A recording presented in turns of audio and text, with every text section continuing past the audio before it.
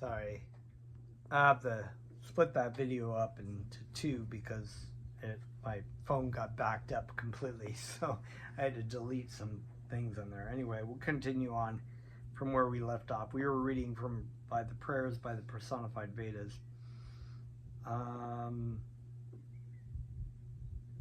Anyway, we were discussing these things. A living entity utilizes its senses, intelligence, mind, and so on in a specific way of his own choosing, and thus develops a particular type of body within which he becomes encaged.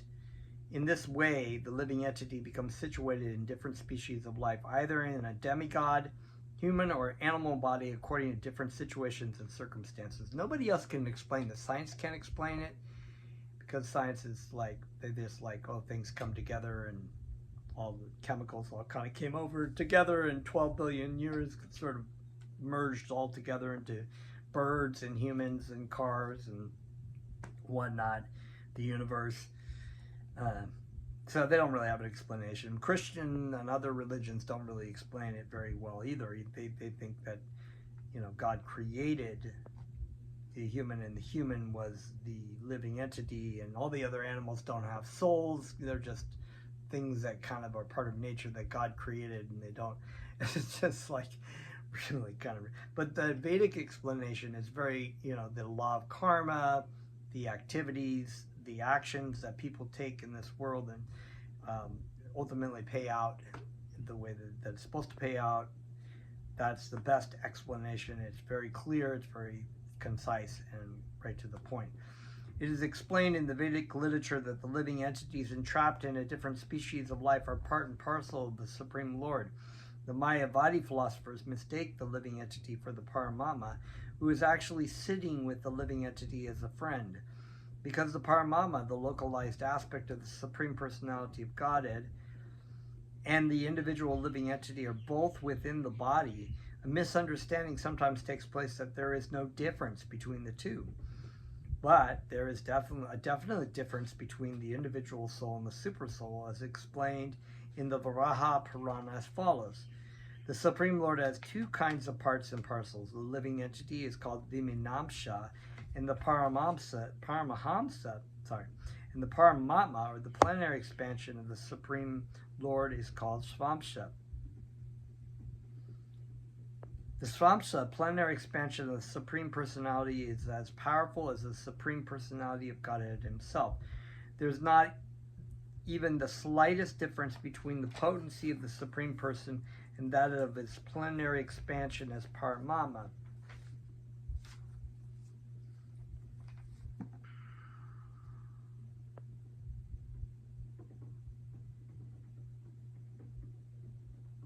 But the Viminamsha parts and parcels possess only a minute portion of the potencies of the Lord.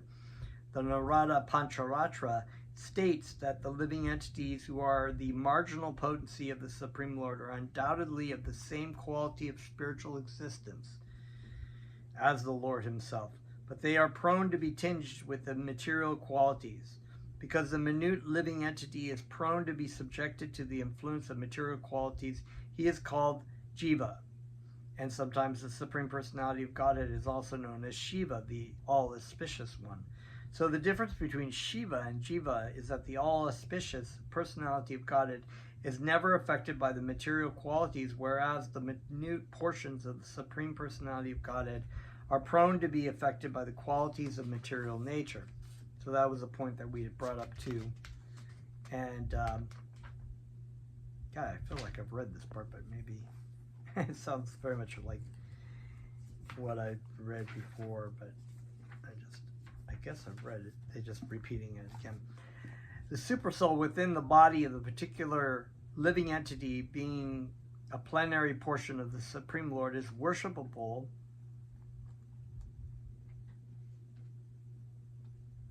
by the living entity. Great sages have therefore concluded that the process of meditation is designed so that the individual living entity may concentrate his attention on the lotus feet of the supersoul form, Vishnu. That is real samadhi. So this is samadhi comes from the Ashtanga meditative practice, where there was yama, niyama. basically a lot of different things. Yoga, asanas, pranayam, pratyahara, dhyana, dharana, and ultimately samadhi. And these are different kinds of steps that were done in the previous ages. But samadhi, the ultimate goal, of course, was the absorption in Krishna, in a relationship, in a loving relationship. The living entity cannot be liberated from the material entanglement by his own effort. He must therefore take to the devotional service of the lotus feet of the Supreme Lord, or the supersoul within himself. Sridhara Swami, a great commentator on Srimad Bhagavatam, has composed a nice verse in this regard, the meaning of which is as follows: My dear Lord, I am eternally a part of you, but I have been entrapped by the material potencies, which are also an emanation from you. As the cause of all causes, you have entered my body as a supersoul, and I have the prerogative of enjoying the supreme blissful life of knowledge along with you. Therefore, my dear Lord, please order me to render you loving service, so that I can again be brought to my original position of transcendental bliss. So that's the point. It's the original position that we have basically decided to give up for this wonderful smorgasbord of material life that we live in right now. Great personalities understand that a living entity entangled in this material world cannot be freed by his own efforts. With firm faith and devotion, such great personalities engage themselves in rendering transcendental loving service to the Lord. That is the verdict of the personified Vedas.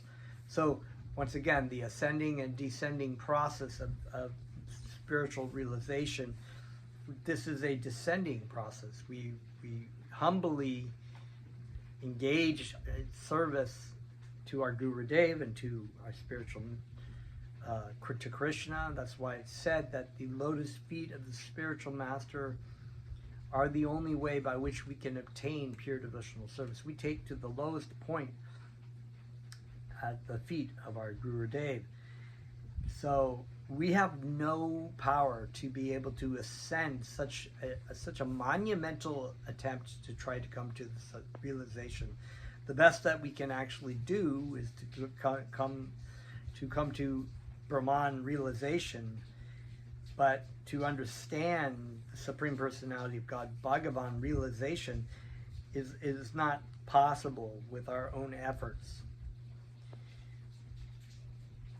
The personified Vedas continue. Dear Lord, it is very difficult to achieve perfect knowledge of the absolute truth. Your Lordship is so kind to the fallen souls that you appear in different incarnations and execute different activities. You appear even as a historical personality of this material world, and your pastimes are very nicely described in the Vedic literature. Such pastimes are as attractive as the ocean of transcendental bliss. People in general have a natural inclination to read narrations in which ordinary jivas are glorified, but when they become attracted by the Vedic scriptures which delineate your eternal pastimes, they actually dip into the ocean of transcendental bliss. Otherwise, we distract ourselves with so much. It's like my spiritual master has said that they should just build the libraries on dumps, because that's really what they are. You can pick through. He was citing these kind of third world country dumps where people live on the dumps and they go through and they try to salvage this and that. The dumps may have a few treasures in them, the libraries, I should say, as well as the dumps. But we just spend our time reading novel after novel after novel, and watching Netflix documentaries and watching movies and watching this and watching that and watching the news and looking at this and looking at that nobody really spends time to read the scriptures. The scriptures are so wonderful and so my spiritual master has likened it to this great banquet of delicious food, that when you're coming out of the desert of material life into this presence of the Vedic scriptures, it's like you're just overwhelmed by this spread. And you're like, you have to kind of just like pick up the grapes or whatever and chew on the grapes and get some nourishment, and you just take your time. but you realize that the more you eat, the more there is. There's just an endless ocean of knowledge and transcendental bliss in reading of the scriptures. That who would really want to waste their time so much with just the nonsense stuff that's out there? People in general have a natural inclination to read narrations in which ordinary jivas are glorified, but when they become attracted by the Vedic scriptures, which delineate your eternal pastimes, they actually dip into the ocean of transcendental bliss. As a fatigued man feels refreshed by dipping into a reservoir of water, so the conditioned soul who is very much disgusted with material activities becomes refreshed and forgets all the fatigue of material activity simply by dipping into the transcendental ocean of your pastimes. And eventually he merges into the ocean of transcendental bliss. The most intelligent devotees, therefore, do not take to any means of self-realization except devotional service and constant engagement in the 9 different processes of devotional life. So those are the 9 that are referenced in the Nectar of Devotion: hearing, repeating, serving the Lord's lotus feet. There's a lot of different things, serving the deities, and so anyway, there's 9 of them. Especially hearing and chanting. While hearing and chanting about your transcendental pastimes, your devotees do not care even for the transcendental bliss derived from liberation or from merging into the existence of the Supreme. Such devotees are not interested even in so-called liberation, and they certainly have no interest in material activities for elevation to the heavenly planets for sense gratification. This is what a lot of like so-called Christians and whatnot, and Muslims and whatnot, they live a pious life so that they can go on to heaven and enjoy God's kingdom, right? The Muslims, they have like 78 virgins or whatever in the gardens, and wine, and they have to, which I always find is very funny, because they're like, okay, you've got to like withhold from drinking wine, you can withhold from sexual activity, but if you go to heaven, you get to do that if you're the good guy, and do that. And then it's the same kind of thing for Christians. They're like, okay, we're going to go to heaven, and we got the gold streets, and people playing harps along the way, and you ask them, where is God? Where's my relationship with God? God is present around in the air somewhere. And it's like, but we're just gonna have good, and we're gonna go and be there with our families and our dogs, and we'll play football and have barbecues again. And it's just like completely just this sort of materialistic concept of like what it, but the devotee of God, the true devotee of God, is not really interested in all that. They just want to reinstate their loving relationship with God. They just want God. They don't want God's gold streets and gold palaces and God's harps and God's virgins and whatever they might, they're not really interested in all that. So, because that's just more of the same, right? Just all about me. What am I going to do? What about me? Pure devotees seek only the association of Paramahamsas, or great liberated devotees, so that they can continually hear and chant about your glories. For this purpose, the pure devotees are prepared to sacrifice all comforts of life, even giving up the material comforts of family life and so-called society, friendship, and love.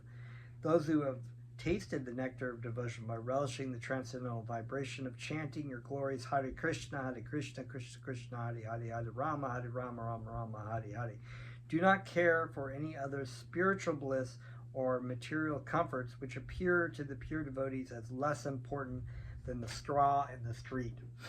Wow, very, very punctual. Right to the point. The personified Vedas continue, Dear Lord, when a person is able to purify his mind, senses, and intelligence by engaging himself in devotional service in full Krishna consciousness, his mind becomes his friend. That's what it said in the Bhagavad Gita. The mind can be the best friend or the worst enemy. And when you are trying to let the mind dictate to you of how you can enjoy this material world, all the ways that you can be the number one, all about me, it's all me, I love myself, I'm just great, I'm awesome, this is all about me, and I'm going to get as much as I can out of this, and this is the ways that you can manipulate people.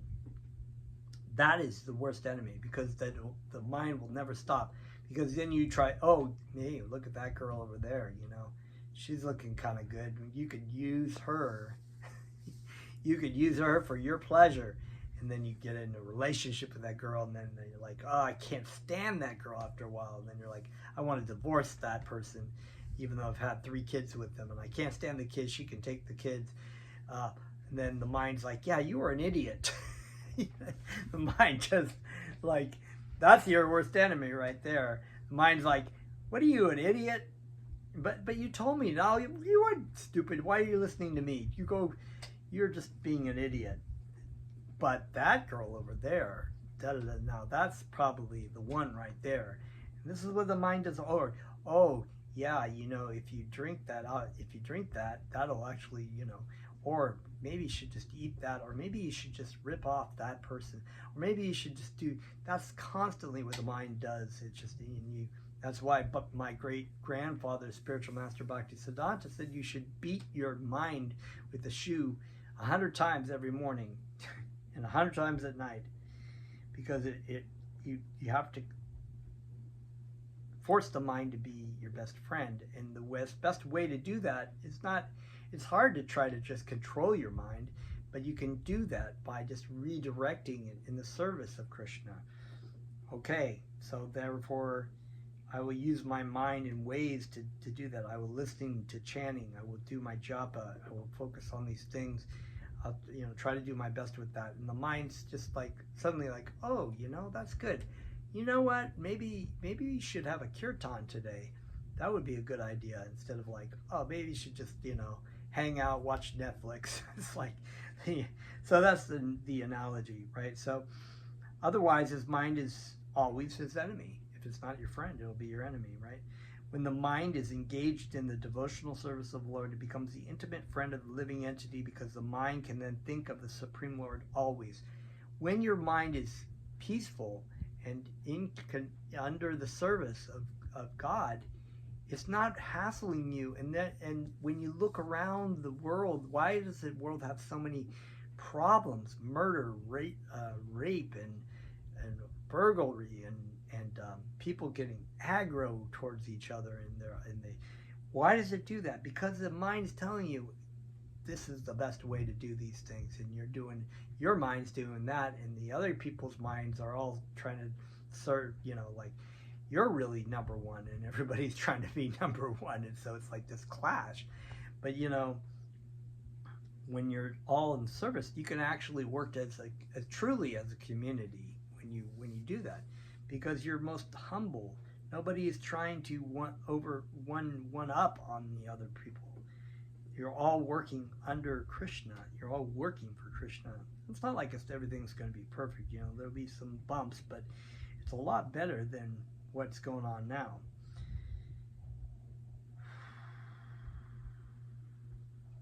Your mind is engaged in the devotional service of the Lord. It becomes the intimate friend of the living entity, because the mind can then think of the Supreme Lord always.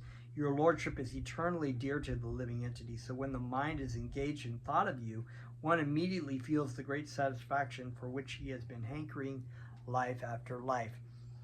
That's truly what you're hankering.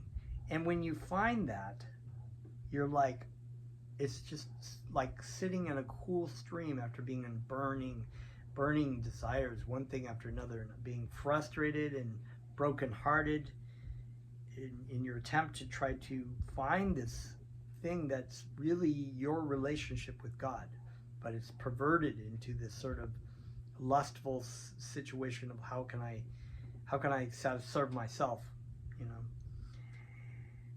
and this is really what we've been hankering. We are burning in the desert of material life, and to come under the shade of Harinama, under the shade of Krishna, is the most cooling grove, actually, When one's mind is thus fixed on the lotus feet of the Supreme Personality of Godhead, one does not take to any kind of inferior worship or an inferior process of self-realization. By attempting to worship a demigod, or by taking to any other process of self-realization, the living entity becomes a victim of the cycle of birth and death, and no one can estimate how much the living entity is degraded by entering abominable species of life, such as cats and dogs. Sri Narottam Das Thakur has sung that persons who do not take to the devotional service of the Lord but are attracted to the process of philosophical speculation and fruitive activities drink the poisonous results of such actions. Such persons eat all kinds of obnoxious things such as meat and take pleasures in alcohol and other intoxicants, and after death they are forced to take a birth in lower species of life. Materialistic persons generally worship the transient material body and forget the welfare of the spirit soul within the body. Some take shelter of materialistic science to improve bodily comforts, and some take to the worship of demigods to be promoted to the heavenly planets. Their goal in life is to make the material body comfortable, but they forget the interest of the spirit soul. Such persons are described in the Vedic literature as suicidal, because attachment for the material body and its comforts forces the living entity to wander through the process of birth and death perpetually and suffer the material pangs as a matter of course. The human form of life is a chance for one to understand his position. Therefore, the most intelligent person takes to devotional service just to engage his mind, senses, and body in the service of the Lord without deviation. The personified Vedas continue, Dear Lord, there are many mystic yogis who are very learned and deliberate in achieving the highest perfection of life. They engage themselves in the yogic process of controlling the life air within the body, concentrating the mind upon the form of Vishnu and controlling the senses very rigidly. They practice the yoga system, but even after much laborious austerity, penance, and regulation, all they achieve is the same destination as persons inimical toward you. In other words, both the yogic and the great wise philosophical speculators ultimately attain the impersonal Brahman effulgence, which is automatically attained by the demons who are regular enemies of the Lord. Demons like Kamsa, Shishapala, and Dattravakra attain the Brahman effulgence because they constantly meditate upon the Supreme Personality of Godhead out of enmity. The real point is to concentrate the mind on the Supreme Personality of Godhead. Women such as the gopis were attached to Krishna, being captivated by his beauty, and their mental concentration on Krishna was provoked by lust. They wanted to be embraced by the arms of Krishna, which resembled the beautiful round shape of a snake. Similarly, we, the Vedic hymns, simply concentrate our minds on the lotus feet of your lordship. Women like the gopis concentrate upon you under the dictation of lust, and we concentrate upon your lotus feet to go back home, back to Godhead. Your enemies also concentrate upon you, thinking always of how to kill you, and the yogis undertake great penances and austerities just to attain your impersonal effulgence.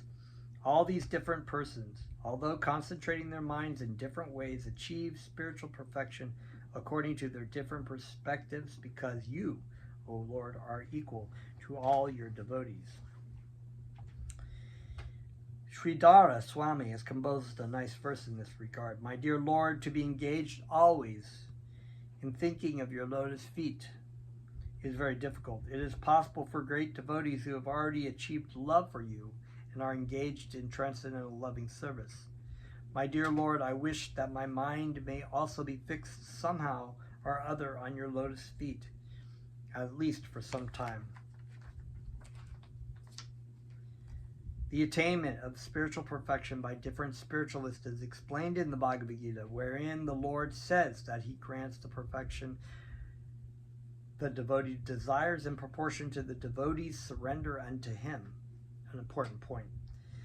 And the impersonalists, yogis, and enemies of the Lord enter into the Lord's transcendental effulgence, but the personalists who follow in the footsteps of the inhabitants of Vrindavan or strictly follow the path of devotional service are elevated to the personal abode of Krishna, Goloka, Vrindavan, or to the Vaikuntha planets.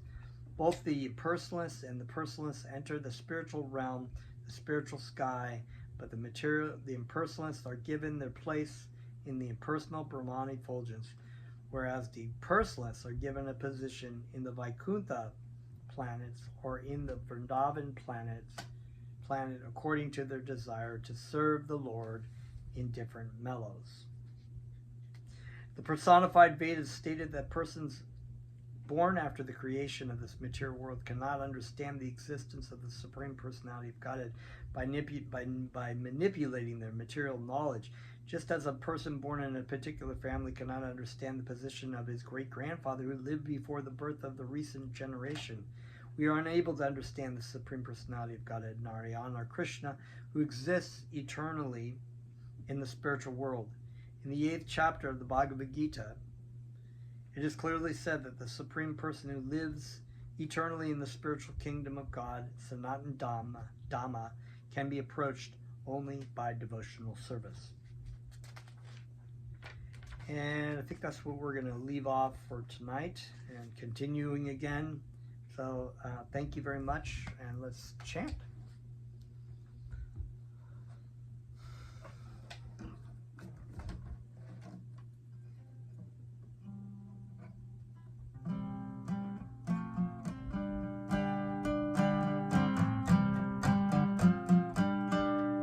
Hari Bol, Nitai Gaur, Nitai Gaur, Hari Bol,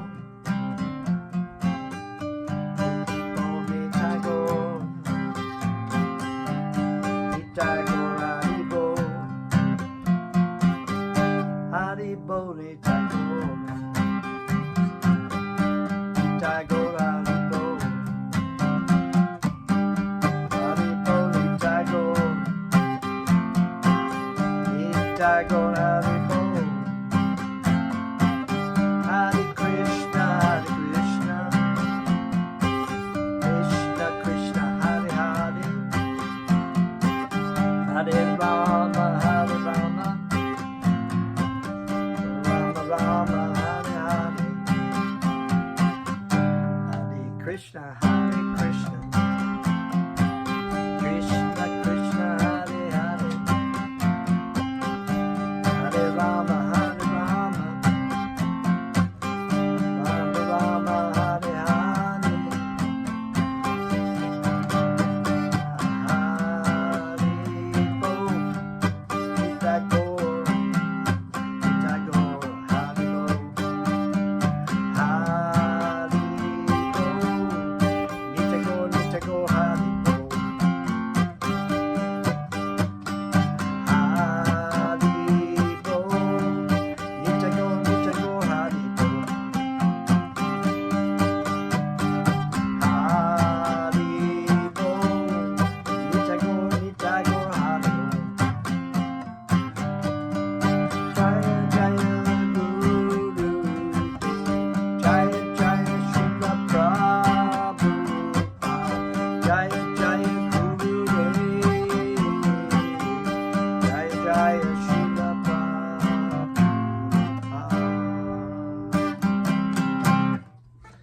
Okay, so that's all for tonight.